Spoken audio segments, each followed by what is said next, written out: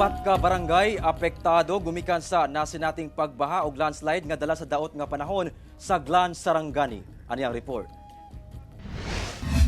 Sa video nga kuha sa usa ka netizen, makita nga palisuray sa paglamang kining pipila ka motorista sa barangay Sufa Tubo sa Glan Sarangani. Kini gumikan sa pagdahili sa yuta nga mitabon sa kadalanan sa mong lugar niadtong unang adlaw sa bagong tuig. Samtang sa barangay Baliton, makita sab sa hulagway nga kuha sa usa ka residente ang hitsura sa mga pagdahili sa yuta. Gani makita pa kining pipila ka punuan sa lubi nga nangatumba. Nahitabo kini pasado alas 7 sa gabi niadtong bisperas sa bagong tuig. Matud sa MDRRMO Glan Sarangani, duna matud pay usa ka balay sa moong barangay ang natabunan og lubi. Samtang usa sab kadalan sa barangay Burias ang natabunan sa midahiling yuta. Anasab matud pa sa 20 ka magbanay ang mihiklin sa barangay Kablalan, hinuon na malik na kini karon sa ilang Pinoyanan.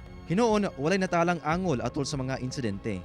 Ang mga pagulan sa Glan Sarangani, epekto matud pa sa Intertropical Convergence Zone o ITZZ.